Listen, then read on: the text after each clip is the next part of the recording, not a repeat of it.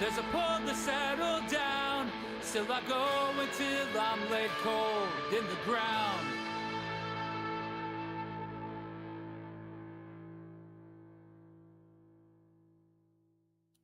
There we go. Hello, everyone. Welcome back to Donde Esta Lucy. It has been far too long since we've last been on this grind set. Teshi has been a busy bee recently. I thought this blog was just like abandoned and all they would do is repost pages. But Teshi has been a very busy bee. And I think there's been a new resurgence in the community on Reddit. Even Suitcase has noticed. So we're going to be going backward. We're not going to be going from like 300 pages ago. We're going to be starting from here and going back. And then I guess if we like run out of stuff, we have to, go back further. But the point is we're going to start from here. Let me see if I can get some funny music on. We'll get some uncommon ephemera. Sorry. Uncommon epheme music up in this bit. But not super loud. Let me also stream. Let me undeafen and stream this to my Discord server. We have a Discord server. You guys can check that out. Let me turn down the volume on this. Apparently, I just need to turn my headset actually. Alright, that's probably going to be too loud. Let me turn this up a little bit more. Turn it up a little bit and readjust this as well. Hopefully that's good. Alright, oh, that's not as good. Anyway. Let me turn this down. Alright, let's not peek the mic. I am not an audio guy. I am like strictly a visual guy. I am useless with audio. So if anything's too loud or too quiet, just hit me up. LMK, all that good stuff. Let's get right started. Do you think it's possible for Mike and Augustus to end up going to the same college in later years? Because I would find that hilarious and it would be awkward as hell, but maybe also a good growing moment for them to get to know each other. True. Also, your punctuation is strange. You have like spaces between the words. Yeah, that could be an interesting future chapter of BCB in the year 2062 or something. Mike and Augustus both do well at school, so I can imagine they could go to the same college. Yes, though I feel Augustus is a little more gifted in the brains department, so he's more likely to get into a better college than Mike. Not that he would actively try hard, aim for the best of the best. Obviously, it depends on what Augustus wants to do after high school. Yes, he's a big brain. He's so smart that he's just so smart, guys. He does all the planning. He's just, I mean, I should preface this with the fact that Teshi has been on kind of an anti-Mike streak, and I think Teshi has always been anti-Mike. She tries to play coy, is the thing. She tries to say, oh, well, people that don't like Mike derangement syndrome. But it's like that thing where the person's like, oh, no, don't hate on that guy. I like that guy. But, like, secretly, she really likes when people hate on him, because that's the point. I say this because I am working on a video about BCB's unbalanced sympathy. And it is very, very evident and clear that Teshi is extremely biased towards Lucy. Like, Lucy is, even when Lucy is in the wrong, the comic never puts a mirror up to that, really. It constantly excuses her wrongdoings. There's always some excuse, some reason to feel bad for her even when she does something wrong. And Mike is like the inverse of that, right? Like, there's always some reason not to feel bad for Mike. But Teshi tries to claim that it's supposed to be balanced. It is absolutely not balanced. And here it's like, oh, Augustus is so smart, but like, he probably won't he could go to some hoity-toity university, but he probably won't. He's just like so smart though. Like, man, Augustus, I don't know how long we can hold the, hey, you sexually assaulted that girl over his head, because Daisy did forgive him for that. And I really don't know enough about that ballpark to really make any comments about it, so I'm going to shut up about it now. Let's see. Somewhere out there is a social media manager for the Bangladesh Cricket Board, officially abbreviated as BCB, wondering at what point they tell their boss that their organization has to compete for control of their own tag on Tumblr with a webcomic about teenage cats. Hashtag BCB as a tag is also challenging because on certain sites it's a tag for a specified kind of not safe for work content. So I think it's better to just use hashtag Bittersweet Candy Bowl, hashtag Bittersweet Candy Bowl for related BCB. Honestly, the Bangladesh Cricket Board has my blessing. This is why I started using hashtag BCB art for drawings I make on Blue Sky, just to separate it a little. Is the Bangladesh Cricket Board really that big of a deal to have to do this? I didn't even consider this as like a thing, but I guess so. See, Jordan X Matt sweep, it's happening. They're in love. Yeah, I mean, you know, this is a joke post. It's fine. I'm not really gonna bust their balls over that. It's so funny to me you find out your guy friend likes you romantically and you immediately want to become gay because you care about them. SM not so much, but not romantically. This is not strictly the reason he says this. He says this because, let me pull it up. This chapter, by the way, ooh. This chapter does more damage to Paisley. I genuinely can't. I won't talk about the Paisley stuff, I swear. This chapter does have, like, an interesting message, even if it does, you know, retcon and contradict the comic. But this chapter's just kind of messy. It's just kind of, it's very unfocused. It's like it's unfocused. It'll focus on something and then unfocus on it. It's okay. Okay, let's see. Okay, he finds out Matt's gay. Why does he like me? True love, dismissive, like we're meant to be. Doesn't mean you're meant to be. Is that the reason? I think it's also partly, well, first of all, this isn't like super serious. He just doesn't want to be alone. He just wants a partner, I guess. He's like, oh, well, being straight isn't working out, so since Matt likes me and he's available, I'm just gonna go be gay then. Which is pretty bad. That's how this came off to me as, oh, well, Matt's available and likes me, I'll just be gay. But listen. I do this shit with Sue and Paulo, it's fine. It's fine. Whatever you want to believe, brother. Are there any fight/conflicts in the comic that stem from anything with you and Soupy IRL? Ooh. I think this whole comic stems from that. I think this whole comic is that, actually. I feel like you write relationships and dynamics very realistically, and it's so cool to see.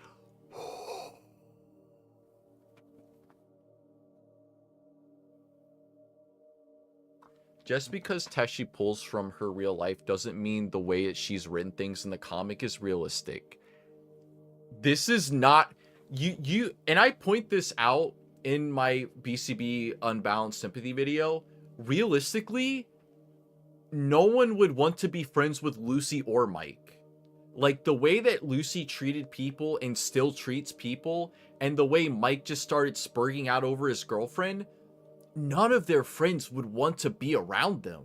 Like, at all. Nothing about this is realistic. It's insane because, like, people tout, oh, it's so realistic, until the characters do something unrealistic, and it's like, oh, well, you know, it's just the cat comics. It's just a teen drama, so... people, like, pick and choose when BCB gets to be realistic. Because realistically, Mike would have forgotten about Sandy. He would have just moved on. Like, it wouldn't... He would have just been like, oh, well, fucking Sandy ain't here, but this other hot girl that's clearly into me is, so fuck Sandy. I'm gonna make my moves on her. Which Mike does, and then Lucy pushes him away, but...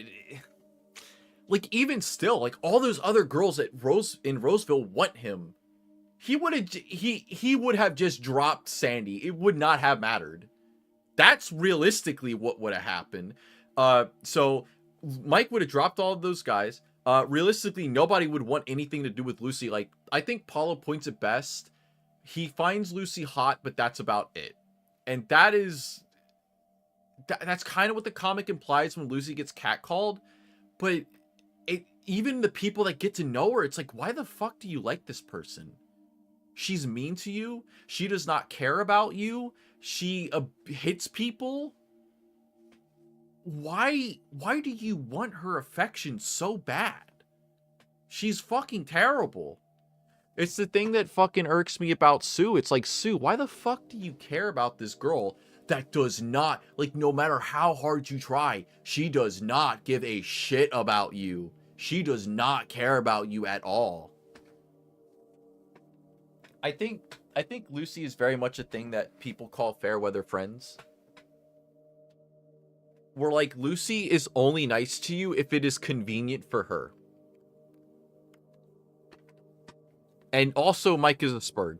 Let's see. I guess the closest one that comes to mind is the victimhood Lucy feels towards Sandy, and how Lucy convinced herself that Sandy went a long time ago. Oh my god.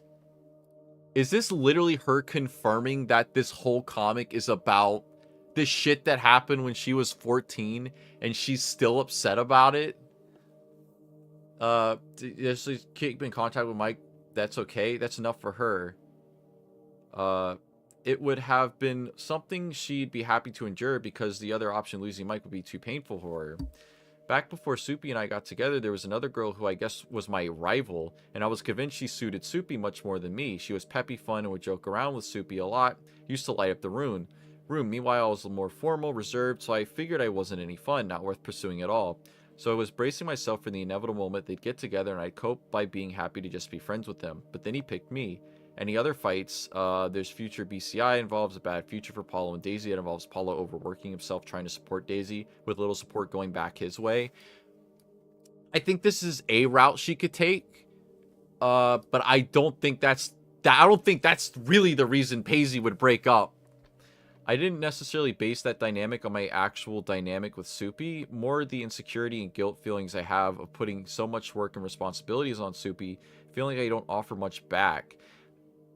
Teshi, you make the only thing you guys make money off of. Like, I don't know their full dynamics. I guess I can't really full send that. But, like, you're the one that makes the comic. You're the one that brings in the money. What are you talking about? I guess the difference between us and the BCI is that we actually communicate with each other. That BCI is a future for some reason, where for some reason Paul and Daisy don't communicate, which I can't really imagine happening. Both characters are way too emotional for that sort of thing. That doesn't mean they're good for each other. That's the thing. Just because you can communicate well with someone doesn't mean you should be together. They still have nothing in common. They have nothing to do together. Like, man, I'll talk about it more when I do the video review. I'll probably talk about it later on in the stream, but when I do the video review for what Made Fresh, but I literally cannot tell how the fuck Paisley's supposed to work. See, I feel like Mike and Lucy's relationship is so broken at this point, I don't think there's a way to fix it anymore. Kind of like the main couple in ranked competitive breast growth. Ranked what? When I say I meant to look this up, I meant to look it up because I don't believe this shit is real. RCBG. I'm going to look it up right now, actually, chat. I'm going to go to incognito.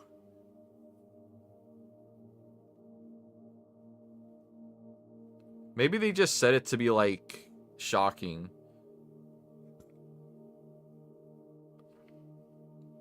Oh, shit.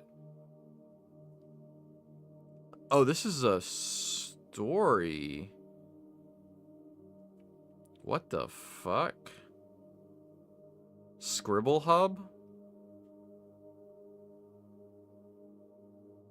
Okay. Well, for my brief analysis, it seems to be a story about two transgender people that are trying to grow their breasts faster than the other. I don't know.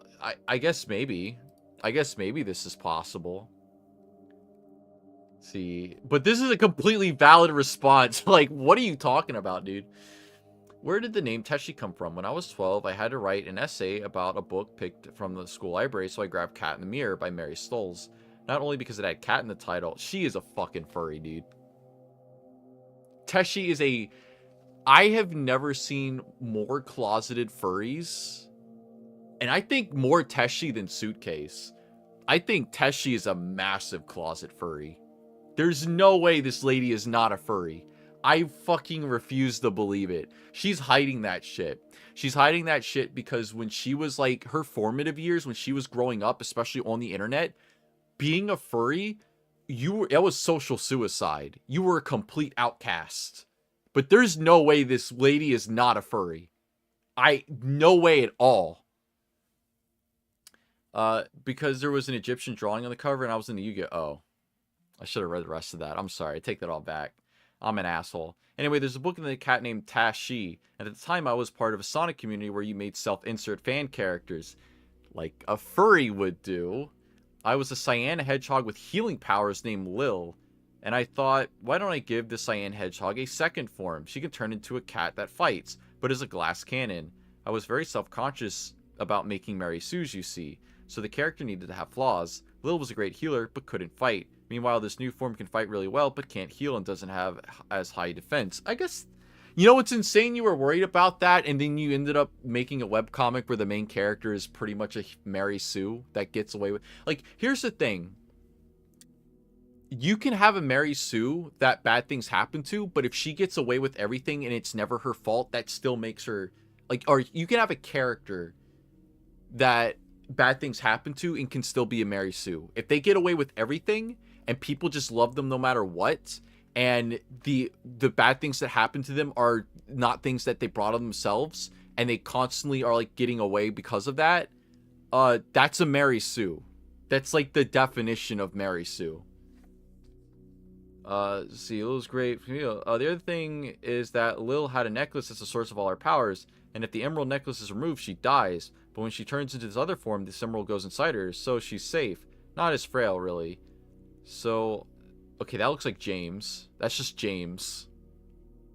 This is James. Right? I want to name her. So I looked at Tashi and I thought, let me alter name her a little. How about Teshi? But the Sonic community I chatted in on Easy Board at the time, and you couldn't add Dash's username, so it just became Teshi, and that's the story. That's a nice story. It's always interesting to hear people's usernames, like why they call themselves that. Like I go by Robman in a lot of places, and it's because my dad, like in all the games that he played, would always go by Sir Budman, so I just call myself Sir Robman, or not Sir Robman, but just Robman. Fannel Man, Fannel short for fan channel. I felt pretty clever about that one. I don't know if that's actually been done before, but I haven't seen it. God, I have not drawn Teshi in literally over 2 decades. I think I drew her once when I was 12. This is what I think she used to look like, but I think she didn't even have gloves and shoes, but I added them because I figured, well, she's just Lil's other form, and she's supposed to be a Sonic character, so she's gotta have gloves and shoes. That's true. Here, I'm gonna save this image and put it in my Discord server. You guys can check out the Discord server in the link below. Let's see.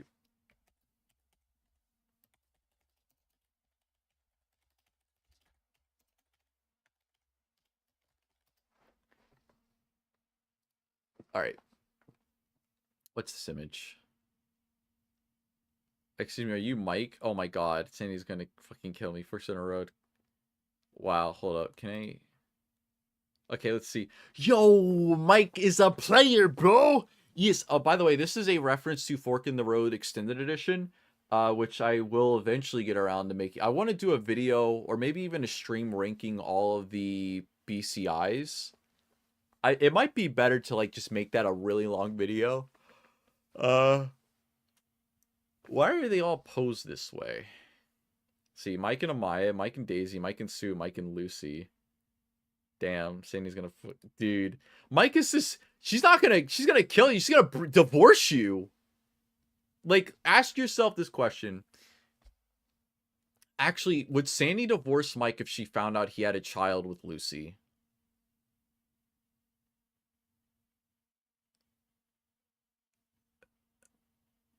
That's hard to say. I would say I'm in the middle, but I'm leaning... It's a little bit closer to she would do it than not. But if this was the case, oh, she'd divorce his ass. I wouldn't even blame her. I'd be like, yeah, this guy's like fucking all of his friends. Like, it's crazy. What system stuff? Okay, I don't care. Let's see. Is there a way to get access to the extra comics without paying a full year's worth fee? I'm obsessed with your comic, but do not have $70 to spare, especially because my country's currency is kind of weak. Maybe am I stupid and I just missed the way to pay for a single month or two? This, by the way, and I talked about this in the BCB news video. This was a very smart idea. This is something I had literally been saying for years, that they should add the BCI. They should increase the Patreon and add the BCI to it. And I'm glad they did it, because it was it's insane.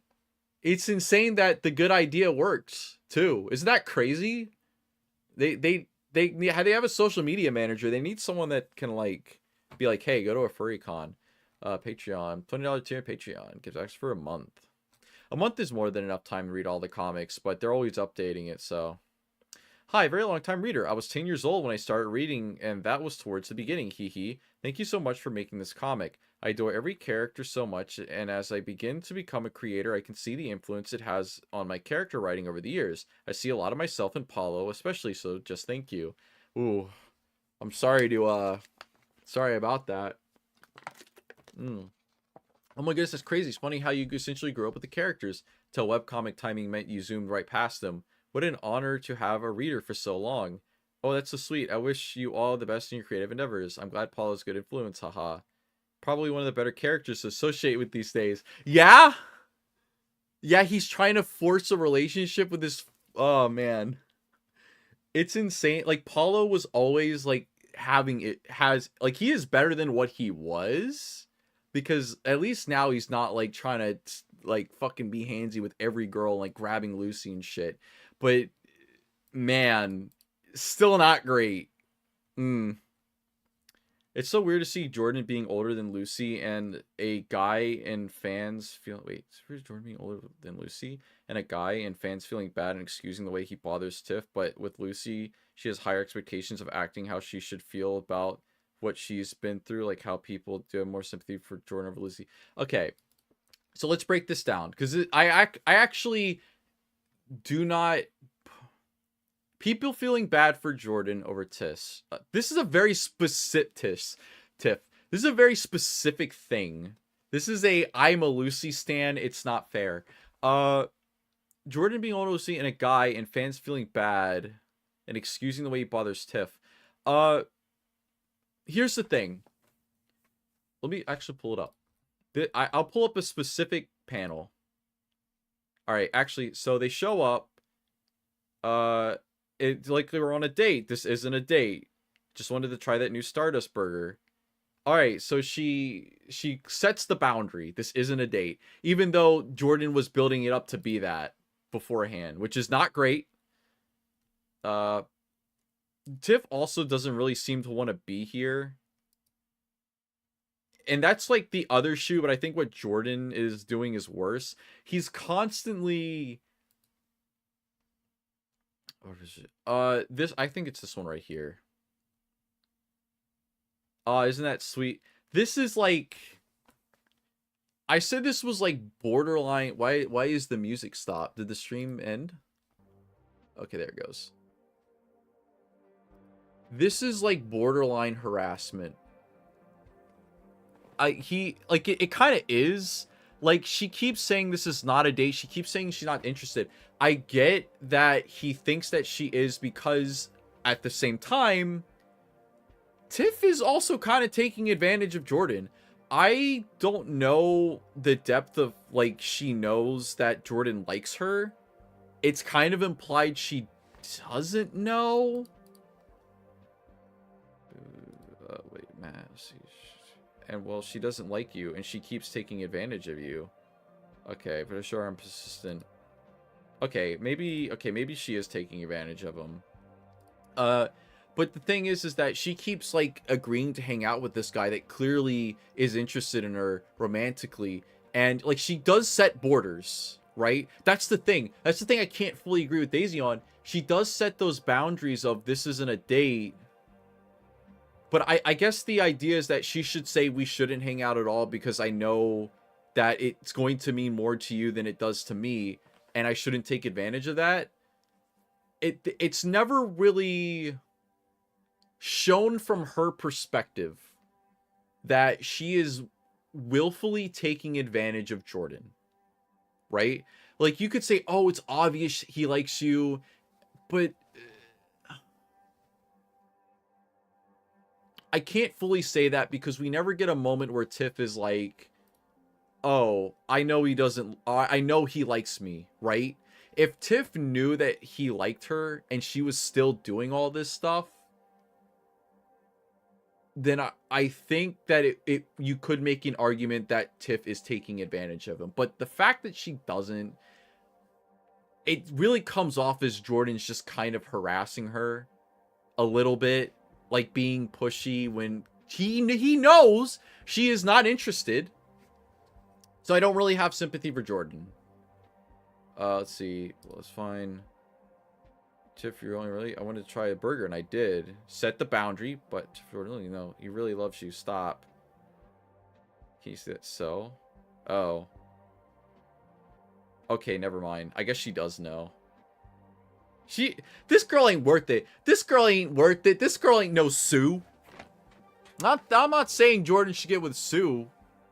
But this girl ain't no Lucy's mom. Come on, man. Come on, man. This girl ain't pretty. She ain't worth. Anyway, but I will fully sit in the camp of Jordan is definitely... You can be taken advantage of and still kind of like keep pushing. Like, Jordan is putting himself in that position, right? To be taken advantage of. Because, and maybe this is like, it's not always the case, but people often put themselves in the position to be taken advantage of. Now, it is possible, and it does happen, that the people that take advantage of the other person put that person in that position intentionally. But that's not the case here. In this case, and I know that this is like the bias, I get Teshi's trying to even it out by saying, oh, Jordan's being pushy and he shouldn't be, but also Tiff is taking advantage of him. But the thing is that Tiff never put Jordan in that position. Jordan fully put himself into this position to get it taken advantage of, right? He even says, if I'm persistent. Have you guys ever heard the song Self-Esteem by The Offspring? It's literally that, basically, except Tiff never puts out for Jordan, so, you know. But the point is that Jordan is putting himself in the position to get taken advantage of. So while it's like the Mike thing where it's like he's sympathetic but not fully sympathetic because, dude, you could literally solve your problem. And I know that when people, especially when it comes to crushes, people, especially in high school, and you have like no world experience and you think, oh, it's this person or nobody, I get that can seem like your entire world. At the same time, still not fully sympathetic. I never really considered this because I never saw people comparing Jordan and Lucy. The other thing is that Lucy has way more screen time than Jordan does by like, I can't even put a percentage amount on it, but it's pretty high. So it's easier to sympathize with Lucy because we do have that. Or it's a little bit messier when it comes to Lucy, as I've already talked about. Actually, no, I don't think I talked about it on stream. Maybe I did. I talked to someone about this, but Lucy gets away with a lot of stuff. And Jordan not having as much screen time, it's a little bit easier to sympathize because his life is a little bit messy. But if you think about things, Jordan did put himself in that position. I think it's more because Jordan is kind of a gag character. This is true. His dynamic with Tiff is more of a running joke rather than something truly malicious. This is true, but like if you do think about their dynamic, it is not great. It's extremely toxic. But it's supposed to be a gag thing, but like it's the implications of it, right? Like it's weird that BCB is like, oh, it's super realistic and serious. Like that's the thing. Somebody was just like, oh, your relationships and dynamics are super realistic. And then she's like, oh yeah, it's just gag. It's just a funny. It's not meant to be taken seriously. And it's like, you see what I'm saying? Where there's a double standard where people pick and choose when BCB is realistic, when it is convenient. It's not realistic at all. Mike and Lucy would both be dead if it was.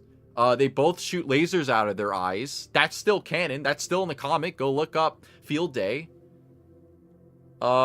So yeah, there's no real social commentary I'm trying to make. I'm making to Jordan being a love sharp goofball, not giving a shit about him. Huh? Really? Okay. I have a video coming out about why I'm feeling burnt out on BCB, and this is one of the reasons. One of the reasons is like, oh, wow, you put in this thing in the comic, and then when people ask about it, you're like, oh, it doesn't matter. Or you, like, sidestep it. There's no social... What do you mean? What do you mean no social commentary here?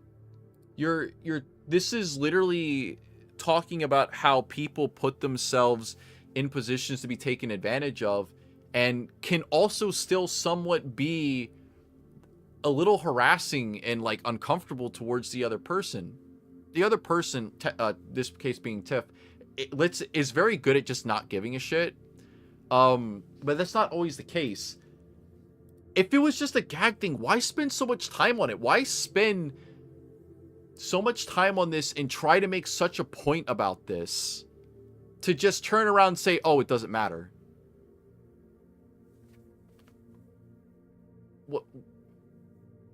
What? So if the things you're trying to make serious don't matter, then what matters? I talk about this in the crash out video, the burnout video, but I lost my train of thought. I'm sorry. I guess it's just this heart. It's like it feels like none of it matters. It's like, why invest on all this stuff when she can just turn around and say, oh, it's whatever. Like, what is the point? Why do this? This I thought this was meant to be like something like actually a point. Meanwhile, especially when you're bringing an end to this dynamic, you are literally closing a character arc here. So why not take that seriously?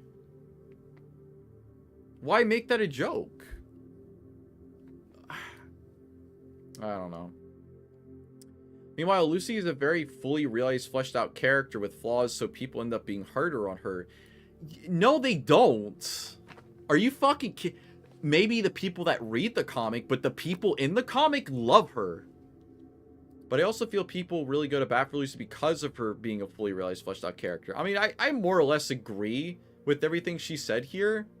But this right here, like, why spend so much time on this gag thing and, like, actually have a point to make to turn around and say, oh, I wasn't trying to make any point?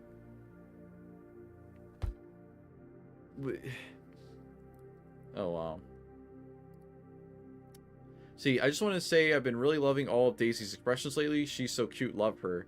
Yay, thank you, it's more that's coming from. It's always nice when Daisy is a focus in a chapter because she emotes so much. She's so full of energy. That is true. She is a cheerleader. I wouldn't even be surprised if Daisy drinks coffee. Alright, this is kind of putting the cart before the horse, but another ask about how Michel's a perfect little angel and should move to a place where none of his friends' problems will be. If anyone at his new school develops a crush on him, it's so over. Quick, they better continue to love him even after his rejection or else.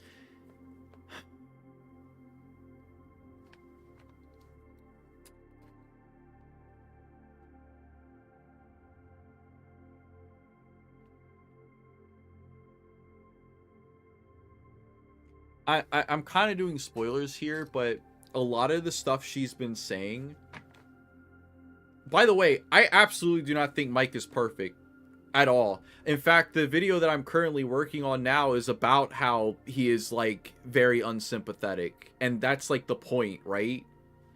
I think the reason people are sympathetic towards Mike is because they are very unsympathetic towards Lucy.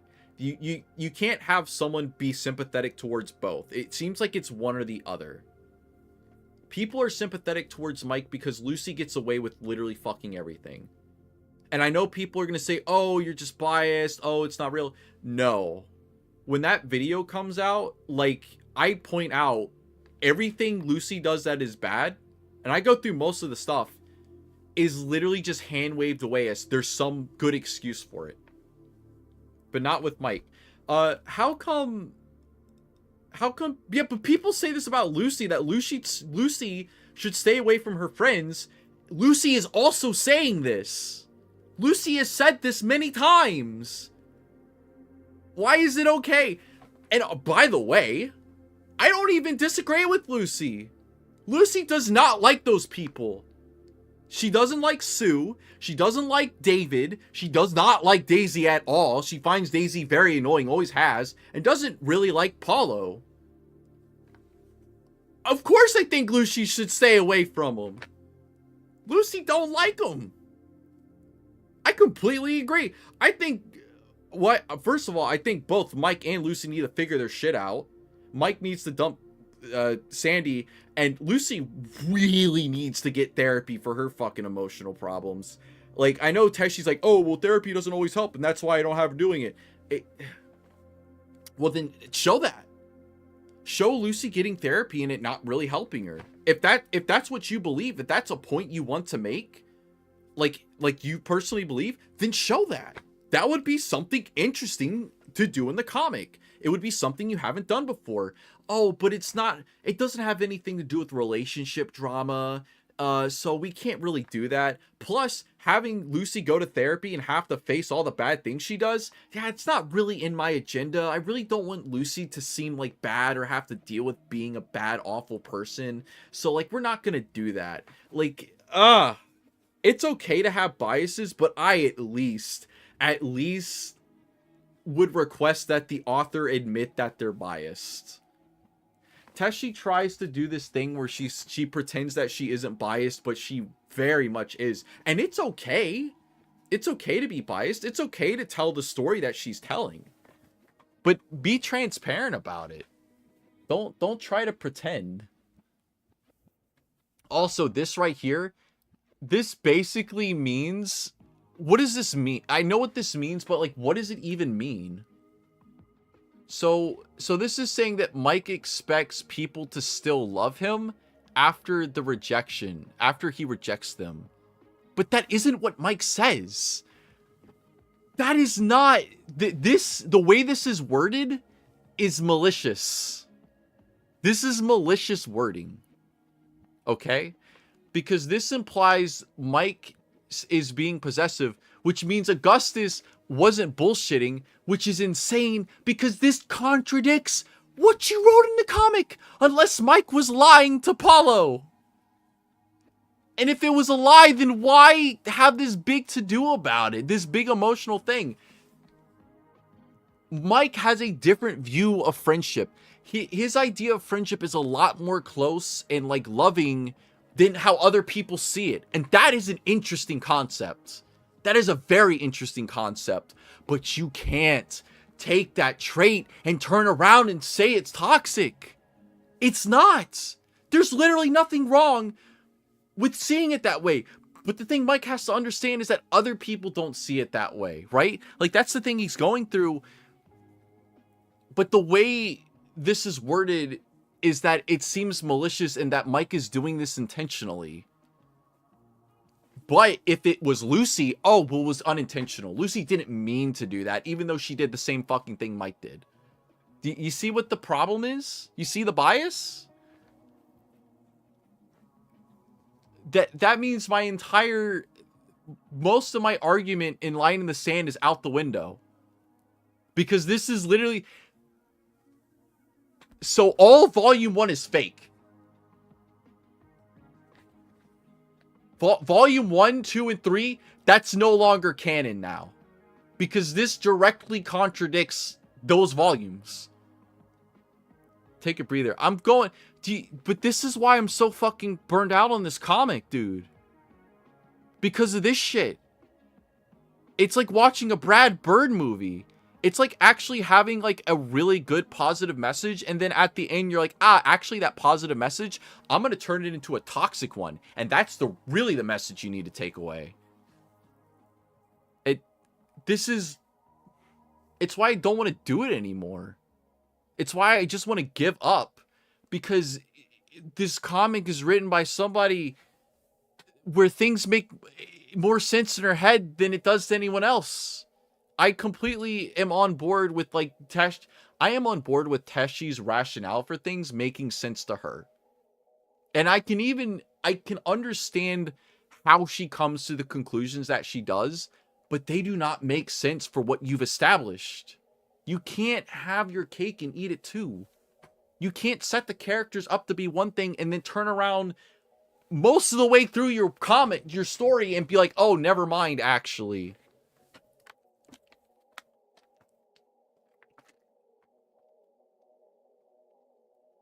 Sorry. I freaking crashed out there, dude. I'm on a hair trigger. What is Kaifi doing? Oh my god. Colorful balls. Been obsessed with Amaya lately, and I've been wondering, how do her peers treat her in regards to how quiet she is? Do they assume she can't talk? Or do they know she can but rarely chooses to? James, David, and Sue know she can talk, but how about others and people in class? Does she speak during class when it's required, for example? This is actually a really good lore question. This is actually a really good question. I feel with Amaya, it's just kind of agreed upon. Okay. Right here. I can almost get behind Teshi being like, yeah, it's like something or another, because you can be like, oh, well, like, because when you do that, when you say I feel with the Maya, it's just kind of agreed upon that they're quiet by choice. You make the world feel more autonomous than like what the writer intends, right? You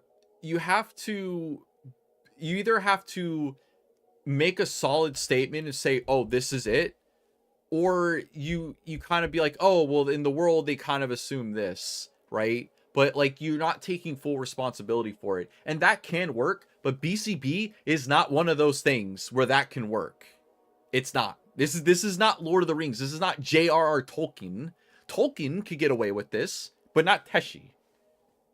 At least not with this story. I think Teshi could do this sort of thing, but not with BCB. That they're quiet by choice and their closer friends all understand all the nuances. Amaya doesn't have to do any talking because they're Tomodachi's. No, they're exactly what they're thinking from these. Is this a reference to Tomodachi life, or is this like another Japanese thing? I do also like this. I really like writing Amaya. I really like writing Amaya because you get to work with a lot of body language and action, and the characters do a lot of reflecting, at least the way I write them. The characters do a lot of reflecting when they talk to Amaya, because they have to say the quiet part out loud. They have to admit like what's really going on in their head, or to like ping pong. So I do like that idea. And Teshi kind of does that in BCB, but Amaya doesn't have enough screen time to really like to go for that. That's kind of the gag for Amaya when they were introduced in the ancient pre-BCB comics I drew. Amaya would just tag along with Sue, and Sue would talk for Amaya, and Amaya would nod in agreement. It wasn't because Amaya couldn't speak. I did for a time wonder if I should just make Amaya mute, but I think Amaya is too much of a gag character to be good representation for that. A gag character? I don't know. They don't seem particularly funny. If Jordan's a gag character until recently, Amaya isn't really funny that much. I know that gag character doesn't necessarily mean funny, and it's been established that they talk as early as back and forth. Yeah, see. I like to learn about sign language. Not something I really thinking about is making the goofy spur of the moment comics at 19. Lucy was a similar blunder due to that, with her half-deafness not being properly researched. I only made her half-deaf when I was 13 because I read in a book Blue-Eyed White Cats are often deaf/less half-deaf. Lucy existed before that, and I was like, oh, that's cool. I'll make her half-deaf then, without ever considering the connotations to that. Yeah, but then Teshi, like, and that's something that Teshi does. Like, she has these characters with these different interesting character traits, and then she just drops them. Lucy, remember when Lucy was like, don't touch me? She had this thing about people touching her, and she didn't want people touching her. Doesn't do that anymore. That's gone. The being half deaf, that literally doesn't factor into anything anymore. Oh, I mean, it does. I think the last time that factored into something was PDA. That was chapter 99. Let's pull it up. How long ago was that?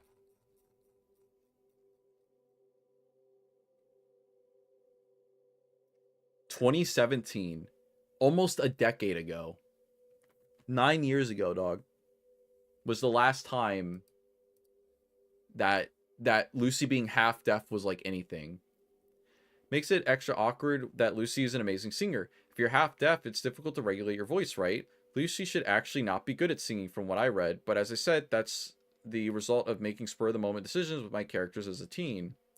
I have done research since then and have added a few elements to Lucy's experience when it comes to her half-deafness, but it's not really something I felt very interested in doing with a gag character like Amaya. So Amaya's deal is she just don't speak in the comic, but they can very well speak. I assume they talk in class if called upon. I think this is still like funny, like a funny idea that like Amaya speaks but only off screen. Like that, sure. That's fine. This is alright. Yeah. I was having a bad night, crying, etc., but then I opened BCB on a whim and it immediately helps take my mind off things. Literally just looking at the recent pages, like the sight of the characters and art I love so much helped calm me down and comforted me.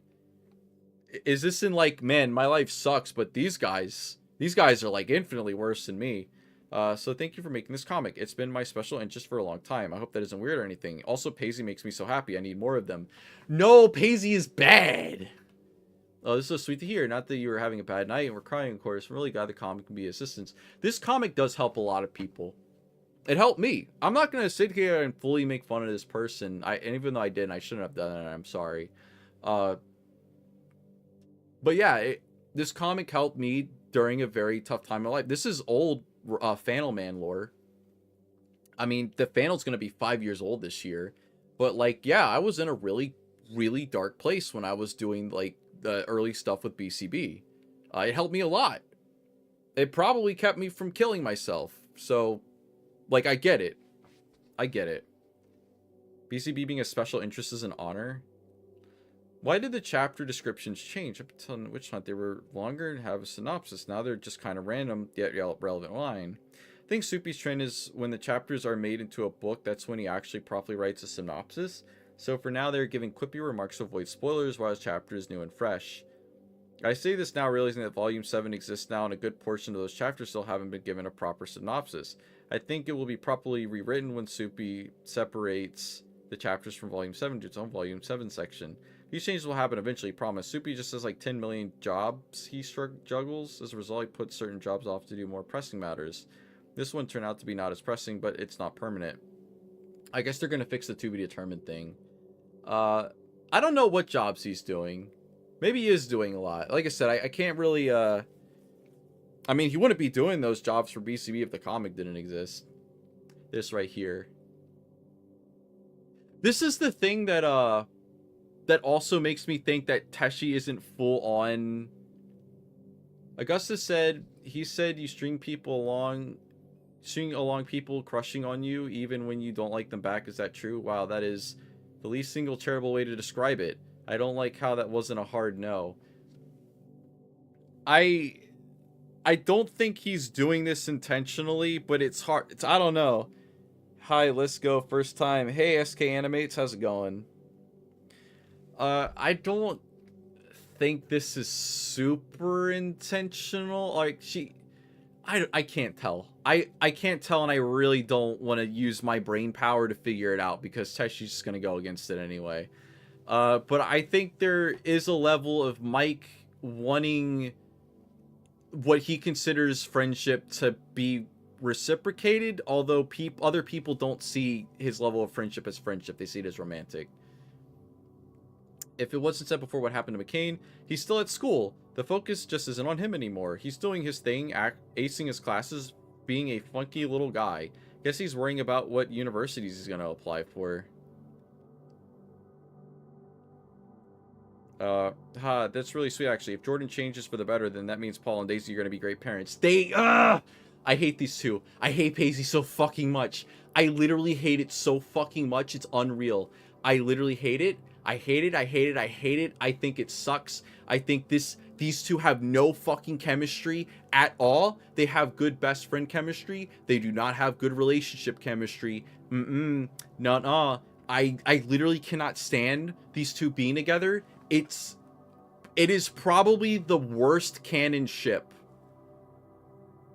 Okay, maybe not the worst canon ship. Mike and Sandy's pretty bad. This is the most boring canon ship. This is a pretty close second.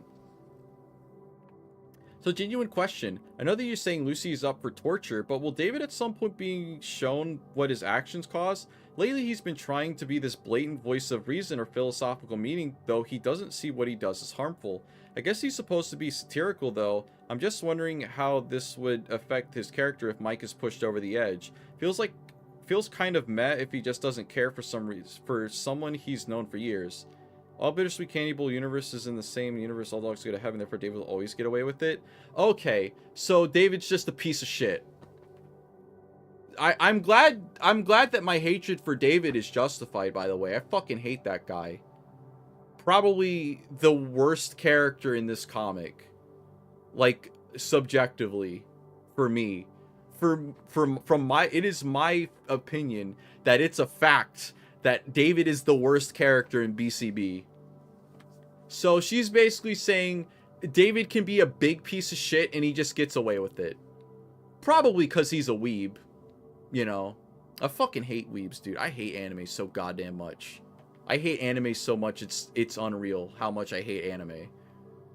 Hello, what do you think of the new surge of Tiff X Jordan art in the Boru? I personally think it's super cute how Tiff is portrayed. How about you? We're actually going to look at this in a second. I do agree with what they're saying. Actually, let's take a look. We got to take a look because they're going to talk about it. Let's see. Let's go to Frog Champ. Chevy Kitten. Yo. I don't know what this is a parody of.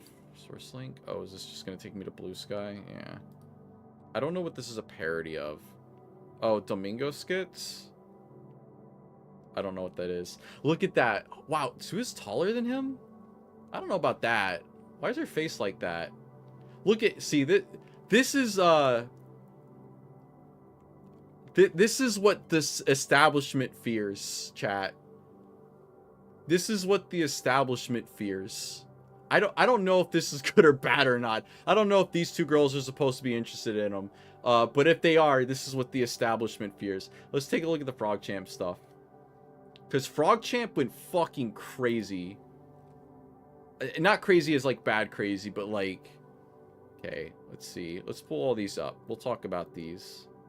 Okay, that's Isabelle from Animal Crossing.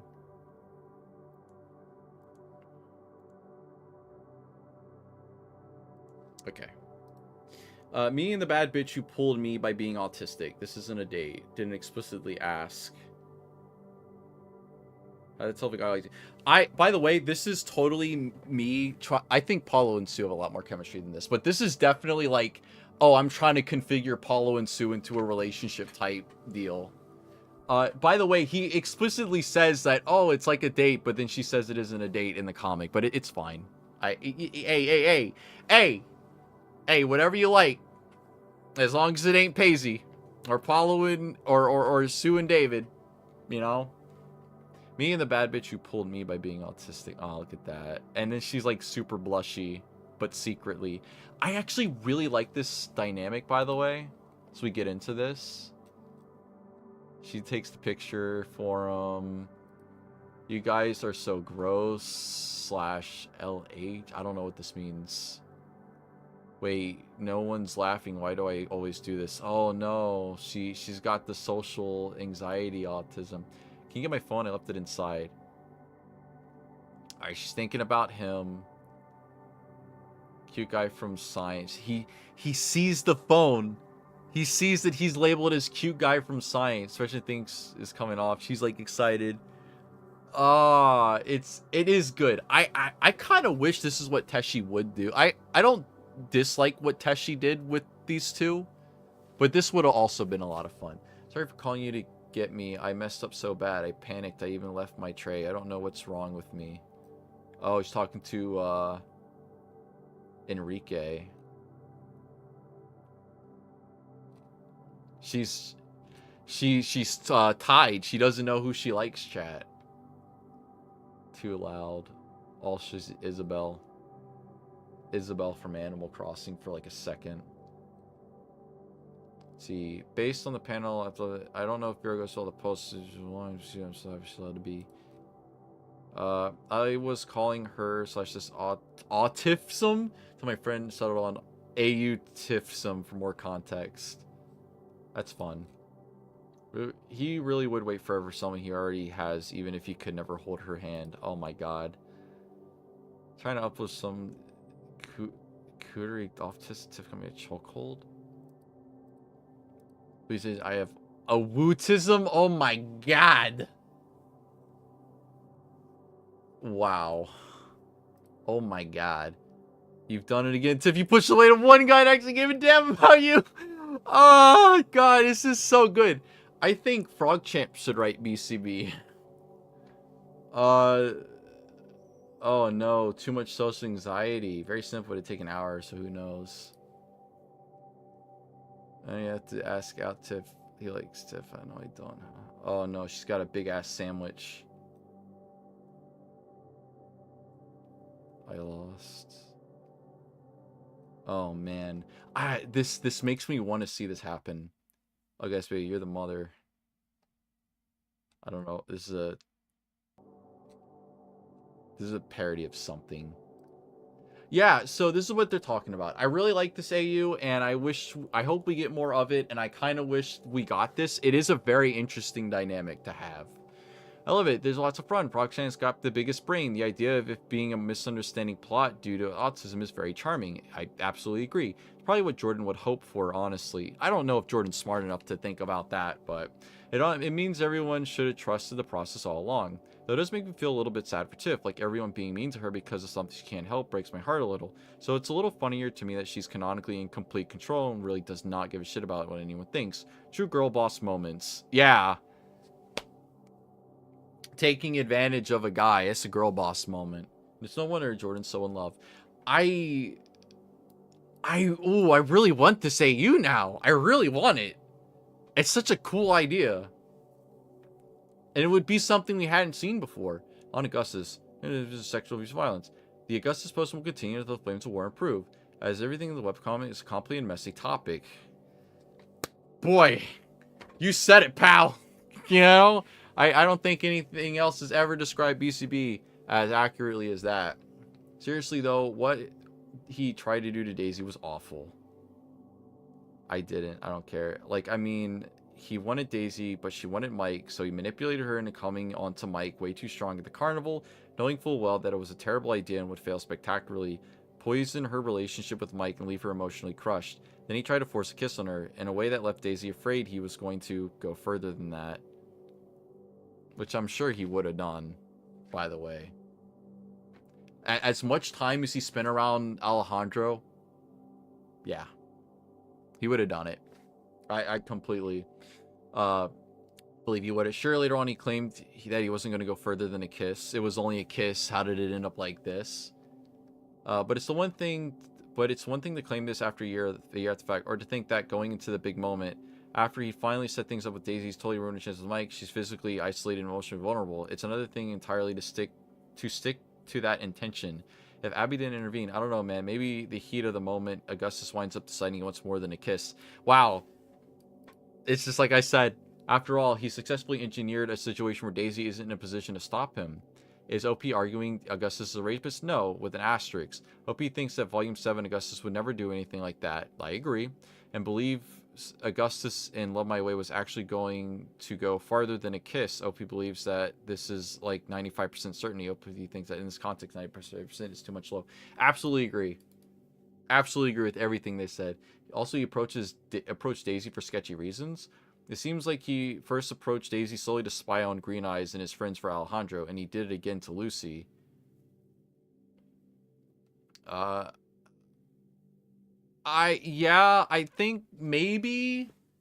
I think by this point he kind of decided he didn't want to do that anymore, or he was in the process of deciding he didn't want to do that. But as I said, actually the video's not out yet.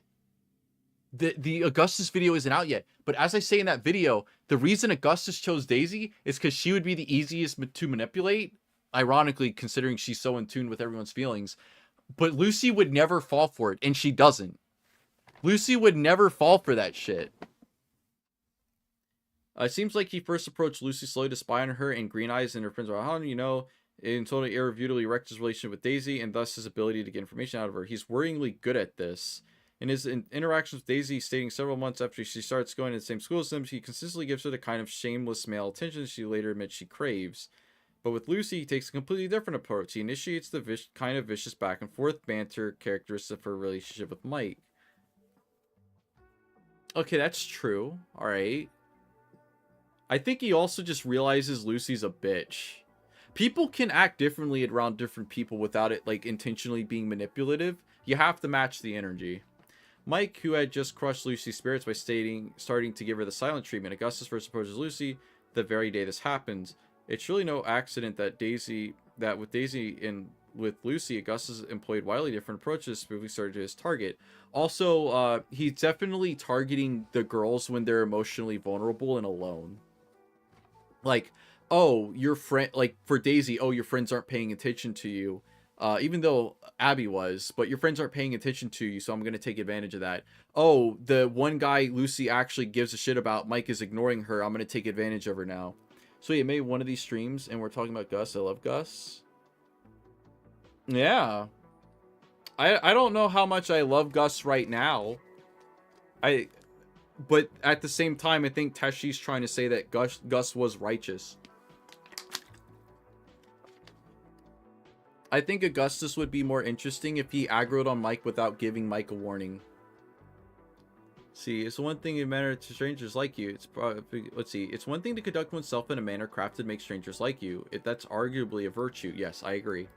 But I'm arguing that Augustus scouted out Daisy and Lucy the way he avowedly scouted out Abby in order to learn what approach would work best on them, and then he executed his chosen approach to get close to them. So, oh my gosh, are they going where I think they are? Because in my line in the sand video, I said I would not be surprised. It is possible Augustus like looked up things that James liked to get under Mike's skin. I guarantee you he did that. And I bet this person's gonna go there. And if not, at least me and this person are in the same understanding. In order to learn the process, he informed them to Alejandro, and then he executed his chosen who wants revenge. One could argue that Augustus quickly came to unironically care about Daisy and Lucy and their well-being. That's sort of a defense, but only sort of. Now he treated Daisy as inexcusable, but it's not like the comic forgot about it. That is true. Augustus's history has been touched on repeatedly. It's not like it's been quietly shelved. It's still a huge wedge between Augustus and Lucy's friends. Heck, for a while it was a wedge between Lucy and her friends, and yet it hasn't entirely remembered it either. Things with Daisy are weird, but not 100% they can't hang out together anymore weird. Is this person going where I think they are? So this person might be going down something that I've considered, but I know Teshi would never do because it would be too interesting, which is that Augustus is still playing the long con. He is still gathering information about these guys to get back to Alejandro, and then Augustus will be a twist villain, but Augustus will be a twist hero because then he'll be like, this is too far and I actually care about these people now. But that is way too interesting for BCB, so it will never happen, unfortunately. And this big scheme in Line in the Sand, revealing to James how badly Mike treated his one girl he romantic, but not really until it was a relationship with. And sure, Mike really needs to stop screwing with Lucy's head. At least he's doing it by accident this time around. Yeah. I actually don't think Lucy gives a shit that Mike was... I don't think Lucy cared that Mike was going outside. Like, yeah, it bothered her, but like she was like, him being outside is literally not an issue, and I need to get over it. And someone needed to take him to task for his martyr complex and for his consistent failure to actually prioritize Lucy's well-being in any meaningful way. But who boy does Lucy know a thing or two about badly treating someone you're in a romantic but not really until his relationship. I mean it, how Augustus treated Daisy was way worse and more manipulative than anything Mike did to Lucy. But Augustus had the good fortune to do it to a psychologically resilient young girl who reframed the entire experience into something somehow weirdly positive, which I would call a worrying coping mechanism. But frankly, this comic has a character who struggles with PTSD and suicidal ideation, and it's not Daisy. The powers of spinning a positive affirmation story about something traumatic that almost happened but didn't quite. And of course, I think that's still possible for someone to rise above something traumatic and be like, hey, I rose above that, I grew beyond it, and I'm stronger for it. Oh, right now I'm not so loving Gus. I love the old Gus. When you say old Gus, do you mean like when he was like really sleazy, or like that interim period when he wasn't sleazy but he also wasn't like lying in the sand? And of course there's Rachel's reaction to Gus joining our lunch table compared to what she thinks of him in a non-canon comic recap. Of course, it's entirely possible canon Rachel literally doesn't know about any of this. Most of what she knows about him comes from Jordan, who seems to be hyping up Lucy's savior. But most of what Jordan knows about Augustus probably comes from Lucy or Augie himself, and both of them have good reason to strategically fail to mention the girl you try to rape, that Daisy thing. Lucy doesn't want her parents double thinking their decision to take Augustus in, and Augustus, I mean, how do you bring that up? When is the right decision? We haven't gotten to, I don't know if Teshi actually responds to this, but this, I guarantee you this person put in more thought into this fucking character than Teshi did. And that's one of the other reasons why I feel burnt out, because oftentimes it feels like I'm putting more thought into the comic than Teshi does. Because oftentimes Teshi will put in plot holes and continuity errors, and I'm like, how could you do this? This is such an obvious continuity plot hole. I love Sleazy Gus though. Through New Year's resolution, everything just felt off since New Year's revolution. Yeah, true. There's been a lot of plot holes and continuity errors recently in BCB, like, and I mean very, very recently. It's kind of crazy. Like, even Made Fresh has a continuity error. It has a contradiction. It has a plot hole. And it's so easy to go look in the comic to see that it is. Like, I don't understand what we're doing here. And thus, and thus Gus finally has a circle of friends he can hang out with, be happy with, and I'm not even really upset about it. He really has tried to better himself. I don't have great citations for this because I'm mostly referring to the things he hasn't done. He's not spying on people to help Alejandro fulfill his grudge against Mike and Lucy. I mean, that's true. Okay. All right, so we don't agree on... that's not where they were going. He's been staying far away from Daisy. Don't throw him party. This is literally the least he could do. But it's also best he can do, and much more than Mike is doing for Lucy. He isn't developing underhand and manipulative techniques to get people to like him so he can spy on them. Jordan has been hyping him up, but you know what? Augustus has earned it. No matter his reasons for initially approaching Lucy, he quickly grew to genuinely care about her and was a critical source of emotional support during a difficult time when she wouldn't accept any from anyone else. I don't know why. That's the thing. Why does Augustus care about Lucy? Why did Augustus grow to care about Lucy? Lucy was a fucking bitch to him. My reasoning for this is that he kind of sees Mike and Lucy's dynamic as the same as Melanie and Alejandro's dynamic, and Melanie was the one person Augustus really cared about, even if she did take advantage of him. So that's why maybe he cares about Lucy. I literally don't know why he gives a shit about Lucy at all. Maybe we don't need a big confrontation. No, we need a confrontation. There's no way you can keep setting up Alejandro and giving Lucy the PTSD and not have him come back. Do you realize how much of the stuff happening today is a ripple effect of chapter 14 confrontation? A lot of it is. You can't have something like that happen and have this much of a ripple effect and not come back around to it. Then again, Teshi has done this many times. She is the goddess queen of unsatisfying storytelling, which I guess maybe makes her a really good writer because she knows how to make it so unsatisfying. This comic has been building up from confrontation. We need confrontation to Electric Boogaloo for this comic to make any sense. I don't know if we need it for the comic to make sense, but it would definitely be a lot more satisfying than not doing it.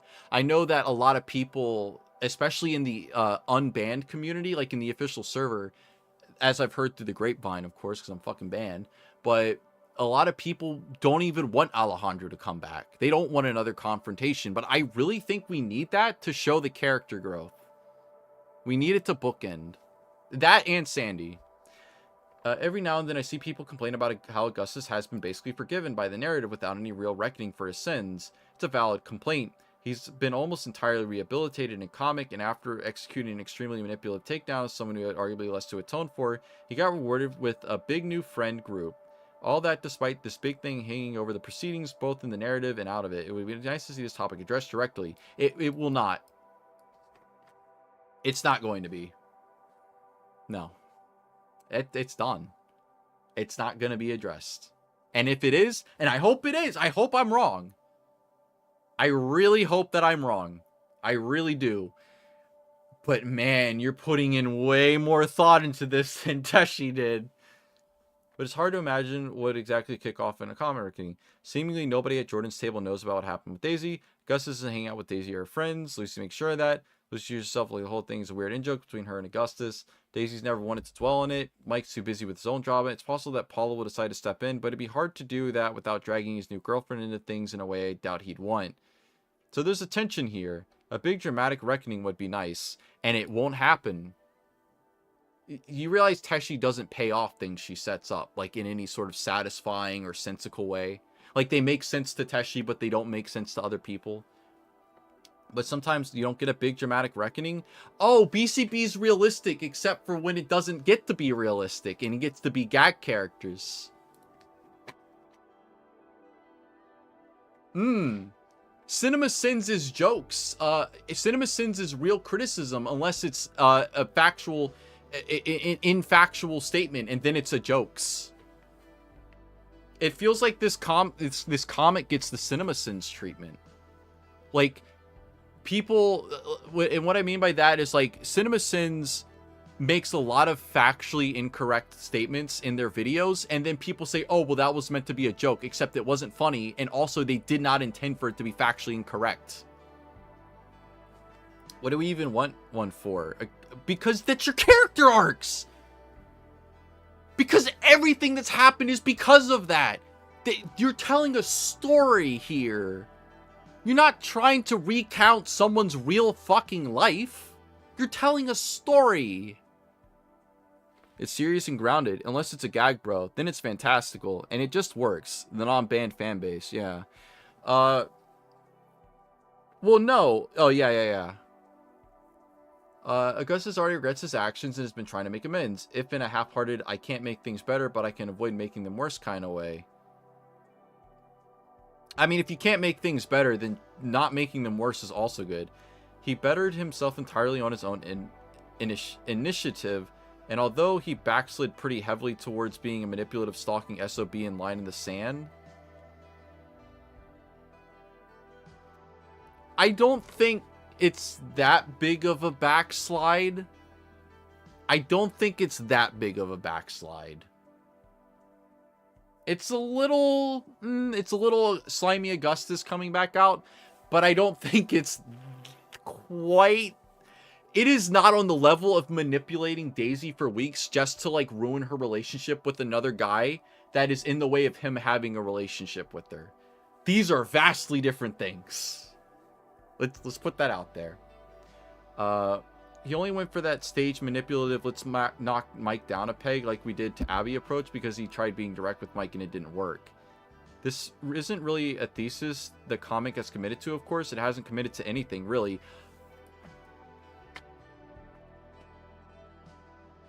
And that right there is the fucking problem, ain't it? Ain't that the shit? The comic it doesn't fucking commit. It doesn't commit because Teshi wants to be able to change her mind later, as often she does with this comic, whether or not it contradicts what she's already wrote. So we're stuck in this unresolved tension. One of the most important moments in Augustus's life, and what could have been one of the most important moments of Daisy's life, just sort of floats around as subtext that's presented sometimes, but not always. That won't go away, but also probably can't be satisfyingly addressed. This is a very thoughtful, interesting post. Not to word of God my way in here, more because I find this thought of exercise interesting. Sat around chatting with Soupy about this post because I am definitely worried that I might have missed something or created any contradictions in the story. I don't want to do that as best I can. Oh, sweetheart.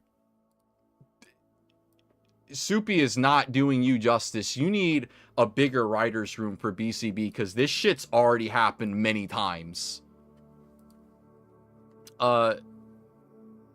this shit happens a lot in your comic. But it is good to know that you do actually think about it and are worried about it and not like just not giving a shit. But at the same time, when there are issues, they gotta be fixed. You can't just ban people that point it out. You gotta fix them. Also, this right here, more because I find this thought exercise interesting. I haven't read the rest of this, and I'll probably end up eating my words, and I hope I do. But this basically means, yeah, I didn't think about it that deeply. Everything I've been saying, like, oh, I didn't really think about it that deeply. This person put more thought into this whole thing than Teshi did. And it's easy, right? It's probably a lot easier when you're not writing the comic, maybe, to, like, put this much thought into it, because Teshi still has to worry about everything that's coming up, right? She has other things to worry about. But it is something to note. I think the issue when it comes to Rachel and Augustus is more than a lot of their scenes would have played out in the background. So it's reasonable for readers not to know about their dynamics or if any feelings change because they didn't see it. Because I guess Rachel isn't as important as other characters are. Rachel was only really around for Tess and Paulo's arc. Otherwise, she's just been sticking to her crew. It's interesting how honest Teshi is being, right? Because this is an issue people have with BCB, where characters are only introduced not because Teshi wants an interesting new character, but they specifically exist to be plot devices. And this is her admitting that Rachel literally existed as a plot device for Tess and Paulo. It is also her admitting that a lot of character development in this comic happens off screen, because the comic isn't interested in developing characters, it's interested in developing relationships. But the problem is, when you don't develop your characters, the relationships make no sense. And BCB makes no sense.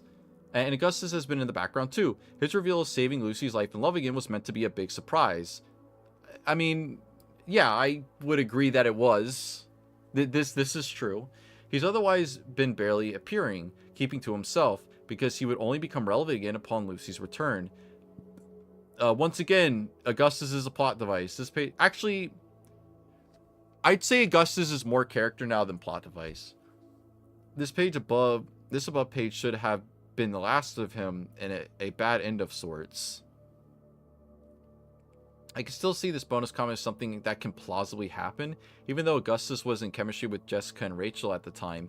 He is otherwise someone they didn't interact with at all. There's a lot of classmates you don't interact with at school, maybe some you think are shitheads. You kind of keep that in the back of your head, you listen to the rumors and keep it within. On that note, even though Jessica and Rachel are frowned for being bully haters and moralists, I feel like their methods are not really as noble, nor is it as selfless as people actually think. Did people really think what Jessica and Rachel did was selfish? Or selfless? I mean, Jessica, she fucking raped Paulo. Why would people think that's selfless? Are you fucking kidding? How fucking deranged do you have to be? How actually deranged? They're pretty mean girls when it comes down to it, which is why I don't really imagine them actively approaching Augustus, tearing him down, noble Abby style. There's a difference between when Abby confronted bullies in the hallway and when Jessica and Rachel confronted Tess. Tess hurt them, so they wanted to hurt her back. Augustus hasn't actually hurt them. They know about how Katie hurt Daisy, and all they've done about it was glare at her a little. I imagine that being the same for Augustus. Not to veer off topic. Yeah, this is completely not about Augustus Lucy. Never said it, but I like why I like method acting so much. Jessica and Rachel might have developed a lot as characters and become kinder, but that fiery spark still exists. They're still capable of it, like how Augustus was capable of going back to his manipulative ways and lying in the sand. I didn't really see this as that. I just saw this as two friends that were having an argument over one of them seemingly wanting to have her cake and eat it too. I actually really like method acting a lot. I still think that's my favorite chapter in like, oh god, let's take a look. I think method acting is my favorite chapter from like the new style. Yeah. New Year's resolution's fine. Second string had some interesting things in it. But I think method acting is actually unironically my favorite chapter from the current art style. It's something I find interesting, worth exploring. Yeah, no, I actually completely agree. Gus is less capable of going back to his manipulative ways. I think the manipulative ways from Augustus never really left. Like, he's still capable of doing that. And I thought it was interesting to see him come back to doing that, right? I don't think it's character assassination. I don't think it's quite character assassination for him to do that. Because I always had in the back of my mind that he is capable of still doing this. So Line in the Sand didn't damage Augustus as much for me as I think it did for a lot of people. It's something I find interesting, worth exploring. How there are some innate parts of you can still be there despite how much you've grown. That is true. That is absolutely true. I think that is an interesting idea. Augustus is still a product of his environment, an environment that was very much about self-preservation. When he sees someone he cares about in possible danger, Lucy, he delves back into those old habits, like how Jessica and Rachel can still be catty and rude. Anyway, saying that they won't want to kill Augustus after talking to Lucy makes sense, but they'd more likely to just side-eye Augustus in class and keep to themselves. If Augustus were to get in trouble, they wouldn't lend him a hand, that sort of thing. Sure. You know who they'd like to... You know who they talk to, though? Daisy. They totally find a chance during cheer practice to approach her like, hey, you good? Is there anything bothering you? We heard you had a creep on you. Has he bothered you since? And I see Daisy as, like, totally dismissing it all. She'd find it embarrassing to talk about. She'd feel guilty. She might even feel she kind of played a part in it and just low-key deserved it. And maybe... Why do you say might? My author in Christ, you created the character. This is your story. But see, this right here, these are the things that I would like to see in the comic. Could we get this? Could we get scenes like this in BCB where characters deal with shit that isn't, oh, I hope he likes me. Oh, no, he doesn't like me. Oh, no, they're together now. Like, can we get literally fucking anything but that? That's the really difficult thing about Daisy. She has very complicated feelings about Augustus. She knows, objectively, Augustus broke her boundaries. That, objectively, he was a manipulative creep to her. He objectively did something wrong. He objectively did wrong, but she also kind of sort of developed feelings for him. She also liked his attention, liked being praised, and liked how forward he was being. It was something she guiltily wanted. She wants to be wanted.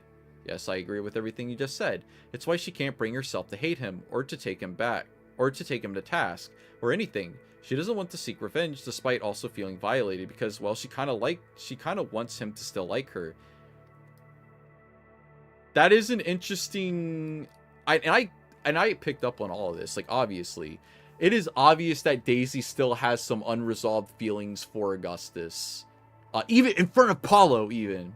She kind of likes that he likes her. She kind of likes him, too. It's honestly a very Mike-coded mentality she has. Mike doesn't want Lucy, but also he doesn't want her to fully go. Oh, man.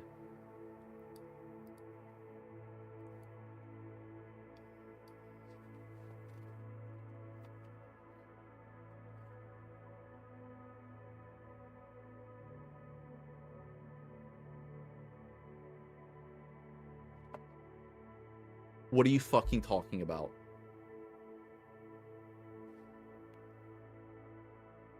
Are we fucking serious? Oh, okay. Okay. Alright. Yeah. Yeah? Yeah? Yeah? He doesn't want her to go? He doesn't want that? He never wanted that? Yeah. Let's see.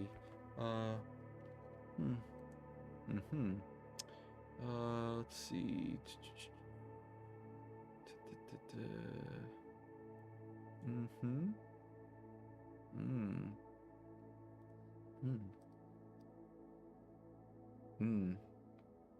Yeah.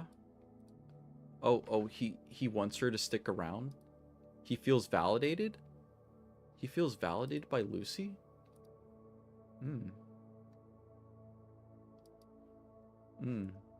Okay. Oh. Okay. So you didn't read your webcomic. You've just decided to take a new direction without actually setting that up.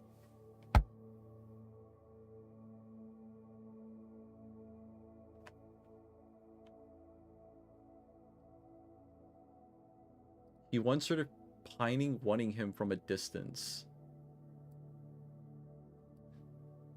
When was that ever established? What about this comes off as him wanting her around? Are we fucking for real? Look at this.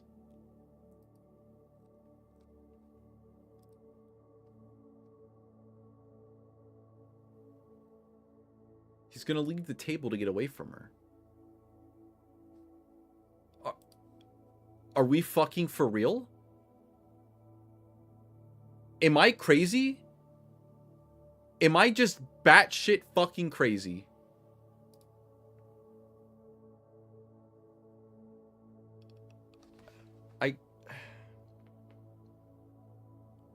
It makes it hard to justify continuing to do stuff with BCB when this shit happens. This isn't like a minor thing, by the way. This is a major character. This is one of the two main characters of this webcomic. This is a major plot point. What the fuck are you talking about? Like, actually, can someone please tell me where in the entire webcomic, A Bittersweet Candy Bowl, written by Veronica Teixeira, this shit is established? If I'm wrong, and I hope that I am, I don't want the comic to be bad. I don't want this to be the case. I want it to be good. I like talking about the comic when it's good. Those are my favorite videos. When I get to talk about, wow, the comic is kind of interesting and good right now. I like talking about Critical Hit. I like Feline Filibuster. I like talking about method acting. I still talk about method acting being my favorite chapter.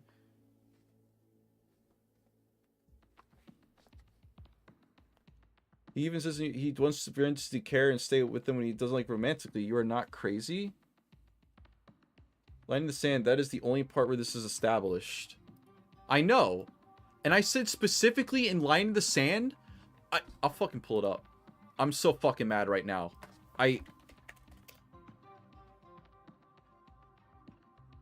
Oh shit. I can't. I literally cannot believe the comic right now. I need to mute the audio on this over here. Keep in mind, this to Augustus's mouth while shouting. Oh, no, we're gonna skip past that. Only standoffish with Mike over the fact that true. She implied how he was but the correspondence was he did Sandy like a bag of like her of these girls. Lucy literally held back her own relationship with the vanity Mike has. I think it's very intentional that these specific moments are on this page. The reality of the situations are directly contradicting what Lucy is saying. Like, I guess it wasn't. I guess the point of this page was not to show that Lucy had twisted this shit in her mind. Is this...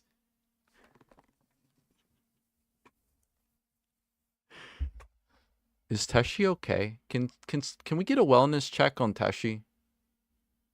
Is she like actually okay? Like seriously.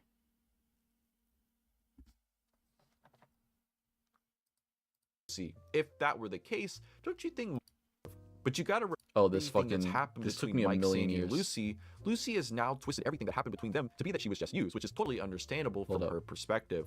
But you gotta remember, Mike wasn't just using Lucy, he genuinely cared deeply for her. Even in Happy Hour, he admits that he really loved her. The point of all this is that Mike and Lucy have these insane misconceptions over each other, especially with how Lucy views Mike, because of Mike abandoning her for Sandy in 3rd grade. That one school year warped Lucy a lot harder than I think most people realize, and it's caused this chaos effect that we're still seeing today. Or at least I hope that's the point, because if not, if this is supposed to be Teshi's genuine, unironic, real, actual feelings and intentions for all of this stuff back then we may as well put a shotgun to the back of Mike's head and blow it off, because this directly contradicts all of Volume 1 and some of Volume 3. Mike tries to respond that it wasn't that simple, but we get a total eclipse with Augustus, who blocks Wait, where's him. the funny panel? I wasn't just using Lucy. If that were the case, don't you think This took me a million years. I am definitely banging both of these girls.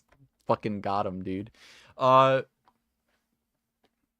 Lucy probably thinks the same thing about Mike and Paulo. He wants her to wanting him. That's how Daisy feels about Augustus, with the added edge of I can't trust the guy anymore. I completely agree with this about Daisy and Augustus, because it is shown several times. It is shown many times that Daisy does feel about this, because she's talked about it in the way that she looks and acts around him. This is never established with Mike and Lucy, but I think she also can't trust herself. Oh my god, this just goes on and on. Holy shit. Okay, we're gonna keep going with this, but like, stream's gonna be extra long today. She has empathy for this little freak. She knows he is capable of good. She kind of hopes he is. Maybe that will make her feel better about her weird possessive feelings towards him. Anyway, I imagine in this scene that would have happened, because I can see it happening, that Rachel and Jessica would approach Daisy about Augustus. Which is fine. It's okay. He's been avoiding her. She feels bad for him. She's kind of broken, pathetic, not a threat. And if there's again, I admit that it makes me feel bad. I never included this kind of scene. You could still do it. You retroactively put chapters in. You put behind closed doors in, and that fucking contradicted every goddamn thing you set up in the comic. So why not put this scene in? Do it. I want you to do it. It'd be cool. It'd be really cool. I'd like it a lot. And that if you do anything to her again, approach her again, that she let them know. Mainly for the reason that it would have given Daisy more to do. True. I don't feel it's necessary. It's not. I agree. I feel like you can get a lot of this from subtext in multiple scenes of the comic itself, but it would have been an opportunity to include Daisy more in the story more, and an opportunity to include Jessica and Rachel more. No, I really, despite everything I just said about her setting up the Mike and Lucy stuff, I think she did a really good job at portraying Daisy's feelings about Augustus and Augustus' feelings towards Daisy, like that weird awkwardness. That was really well done. Okay, really well done. I think it was well done, and I get it, and it was clear, and it was evident, and it makes sense given what happened between the characters and who the characters are. It feels consistent. It's one of the few things in this comic that actually feels consistent and understandable and earned. I feel like Daisy is the most neglected of the main four for some reason. That is also true. I don't know why. I guess I never found her as interesting as Paulo, Mike, and Lucy, so her arcs got sidelined for theirs.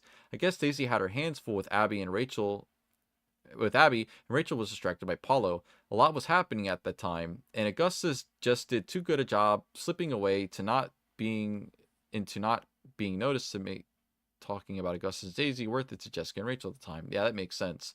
On that note, wouldn't it be funny if Jessica and Rachel were awake during this scene? What if Daisy and Lucy woke them up with their chatter and they listened on this quietly? I'm not saying it happened. I'm not word of godding it to be so totally true. But this scene in Pillow Talk does cover a lot of what I've been saying about Daisy, and that she thinks Augustus is trouble, but she wants to help him. He's worth being helped. There's more to him than just a creepy molester. There's something there. This literal conversation is what got Lucy to approach Augustus the next day, and the rest is history.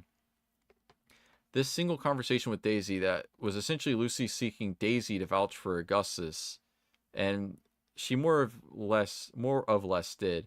Daisy says she can't help him, so why not Lucy? Not to say Lucy actually thought that. She just felt more comfortable getting answers out of Augustus after hearing from Daisy. Lucy felt, okay, I understand all this. I got all of this. This stuff is evident. Anyway, I'm going on another tangent again. Got to get back to Jessica and Rachel's feelings toward Augustus. I'd be a good current day YouTube essayist. I'm not even a good current day YouTube essayist. Like, let's be real. I feel like they'd approach Daisy and ask. Daisy would protect Augustus for the most part, and thus Jessica and Rachel would coexist. In a few classes they share with Augustus, mistrusting him, knowing him as the creep. They don't. My footage, Jordan will tell them Augustus move in with them. I guess how I see it, Jordan will talk about Augustus to them one day, post love again. Bring up he's now he's a smart guy. One of us goes for session. I know I'm like slipping through this, but I've been at it talking for an hour and 38 minutes, and I gotta get some dins. I haven't even put my food to thaw out. Just respect. Well, you guys, that creep? Isn't he a creep? And Jordan, oblivious, happy-go-lucky, upbeat. Huh? What do you mean? He's great. Jessica and Rachel would push against it, and that would push Jordan to an ultimate. They got to save Lucy's life, and I think that would be a meaningful bit of information to them. It was established that Madison knows post love again, which is what's made Madison softer towards Lucy. Yeah, we did all the character development off screen, because fuck you. Also meant Madison would have a foot and mouth moments like this, lol. But I feel like Jordan would have been frank with them about what happened to Lucy, because otherwise how could he explain Augustus now being a part of his life? And Jessica and Rachel will be shocked by it, like, huh, maybe he's changed. Maybe he's no longer a threat. Maybe he learned his lesson. They've had to learn that people can change and are capable of good, like Tess. So I think they extend that sort of hand to Augustus. That's actually really interesting. It's really interesting. Too bad it's not in the comic. Too bad this really interesting character study isn't in the webcomic of Bittersweet Candy Bowl, written and drawn by Veronica Teixeira. Too bad it's not in there. Too bad it's on a fucking Tumblr post. Jordan would keep talking about Augustus, hyping up, vouching for him until eventually he is invited. At this point, Augustus showed a few footage sessions we have now. This little scrunkly is kind of pathetic, actually. Delicious. I do stress, however, that if Daisy were to put her foot down now and be like, he was really awful, I don't like to spend all the time with him, actually, Jessica and Rachel would pick Daisy, like, without a doubt. They are girls, but they haven't been given that sign. From what they've gathered, Daisy had a rough history with Augustus. History they don't fully know. Actually, no, they haven't been explicitly told. The only information, but if Daisy pushed, they would pick her side. I completely agree. But even Daisy doesn't want to pick her side. Daisy doesn't know how she's supposed to feel. She's conflicted. She kind of likes him and also kind of wants him to stay away from her, but she also doesn't mind his presence anymore. That's an interesting dynamic. I'm glad this interesting idea is in the webcomic of Bittersweet Candy Bowl, written by Veronica Teixeira. I guess much like the webcomic, people are complicated, and Teshi isn't like wholly bad at writing, and she isn't wholly good at it either. It's just like there's certain things that are important that are very clumsily executed. To the point she keeps getting Lucy being like, you don't have to stick around, like this guy treated you problematically, you should leave. On that note, fun fact, Lucy orchestrated the sitting position. She purposely made it so Daisy and Augustus would not sit directly at all. Not next to her, not even across from her. At one point, I made a mistake and flipped Augustus and Lucy's position in a later page. I had to painstakingly change that because the sitting position is meaningful. So Lucy's being like, even if you try to forgive and forget, I won't. Okay, that's cool. That's a nice little bit of lore. I like that lore. It's a nice little bit of lore. A little bit of author's note. But then I admit it bugs me a little. Paul is just totally okay with Augustus around Daisy and college material. I mean, there are reasons. One, he's literally at work and doesn't want to be fired, so he's got his upbeat persona on. Two, he already knows Augustus and Lucy having a thing, who he is trying to fight, who he is to try and fight it. Fuck Lucy anyway. He already saw that Augustus was harmless in Witch Hunt and avoided Daisy the entire time, so he trusts Lucy to keep him on a leash. For who cares about any of this? Daisy is here. I want to talk to Daisy because I love her presence. Yay, Daisy. Just gonna ignore all these shitty bozos and talk to you, my sweet Daisy. Please become a doctor. Please become anything you want. Why say please anyway? It's going to happen because you're brilliant. I love you. Oh my god. Is that the takeaway? Is that what we were supposed? Is that the Paisy? Did Teshi explain the Paisy? I didn't pick up on any of that. Okay. By the way, still does not change anything I've said or my feelings about Paisy, but at least Teshi's trying to explain some stuff. It is interesting. Anyway, yeah, sorry, this kind of Jessica, Rachel, Augustus stuff doesn't make it into the comic. I think there's a lot of background events that happen that kind of just sort of happen in the background. I either know it happened that way or am confident about it. What? You're writing this like... So you admit that a lot of character development happens in the background or off screen, but you also aren't even sure about it. But this is how I feel with regards to Rachel and Augustus. Will Augustus pay for crimes? I wonder who would make him pay.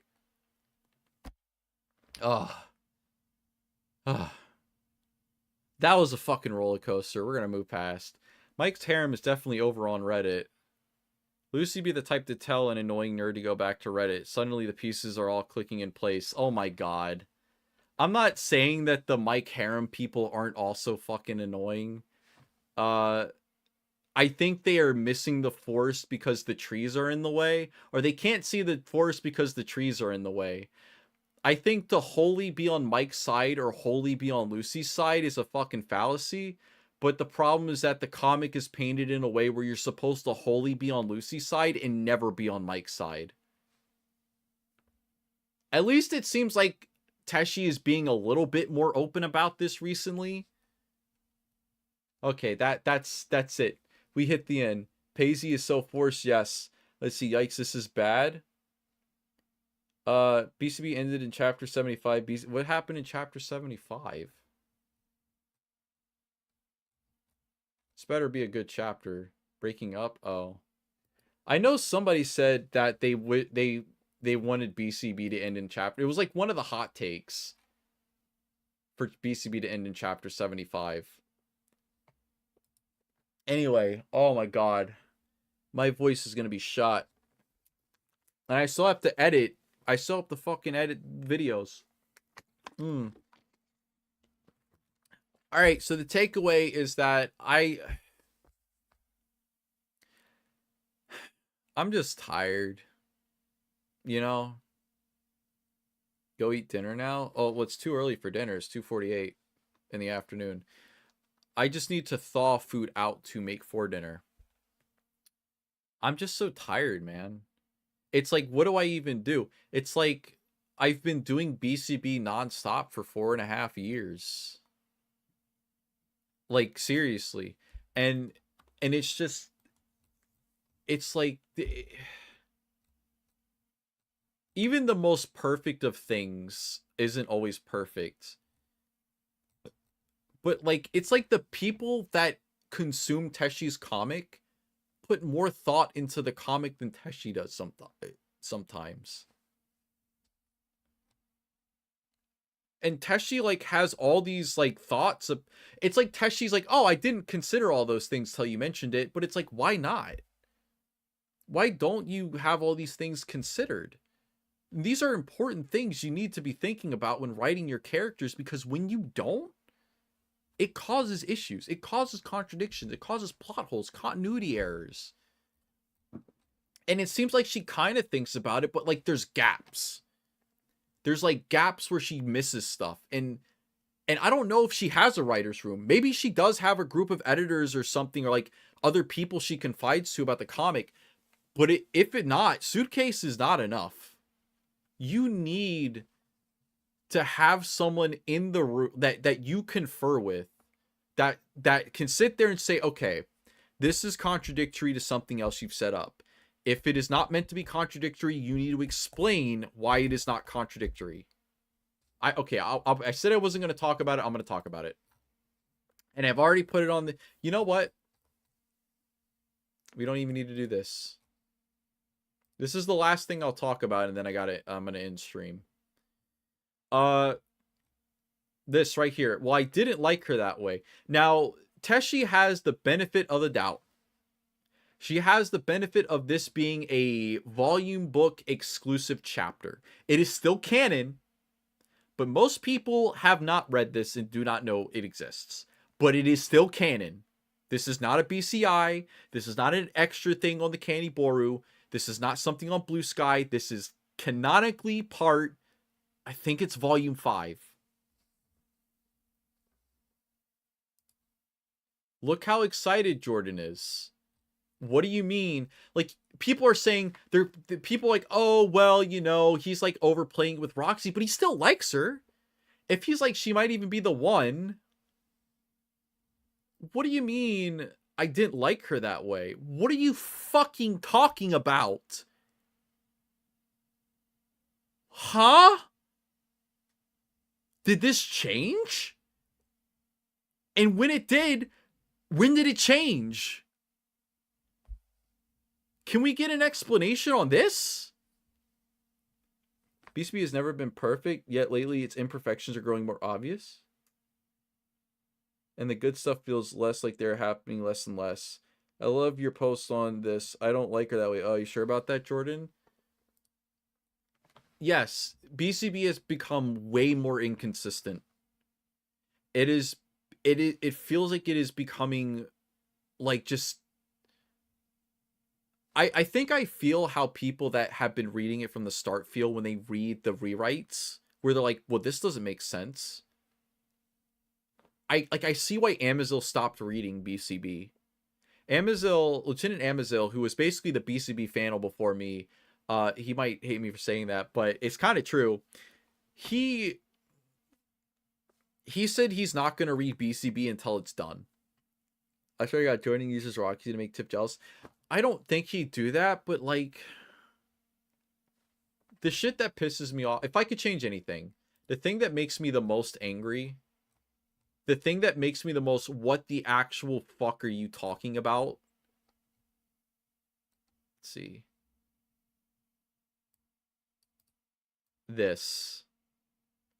And by the way, I don't actually think that this idea for Mike is a bad idea. I don't think it's a bad idea at all. I think it's an interesting idea. I think it's an idea that hasn't been really done in BCB, even with the Augustus and Daisy stuff. The problem is this was not set up. This is directly contradicting years of the comic. And if you want to go this route with Mike, please do. But you have to explain it. This is not supported by anything that you wrote. What about this supports any of it?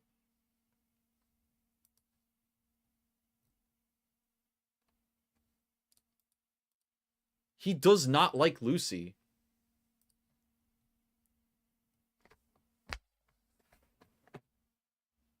And there was a time where he did really like her, but how can this exist at the same time you're saying this?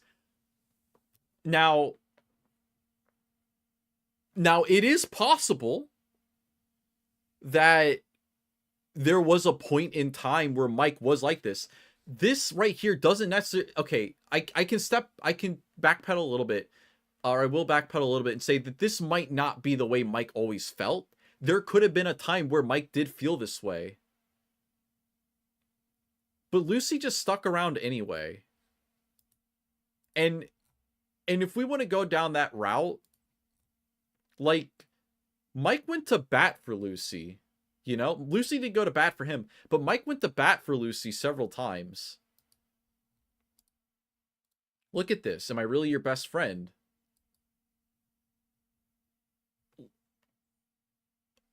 Does this really seem? But this doesn't make sense. No, but that can't be it. She specifically says he wants from a distance. So that's specifically talking about this era.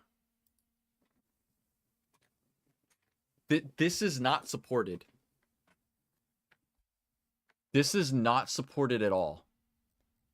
I am actually shocked she made that. I'm actually shocked she's trying to go this route. She basically just decanonized 3 volumes of BCB. Look at this.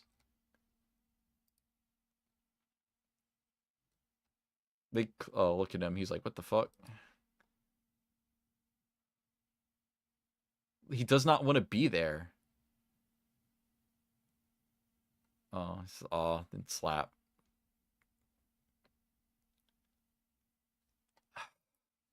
Anyway.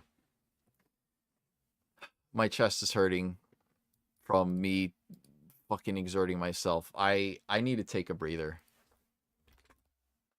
Boy howdy. You guys have a wonderful day. And I will see you next time. I think it's just Mike looking at Sandy through Lucy, but I don't know. I mean, that is true. But Teshi specifically states that he wanted... This is like Mike wanting Lucy like to be distant from him, but also still pine for him. So it can't be that. All right. thank you guys for showing up the stream. I gotta head out. I gotta take a breather.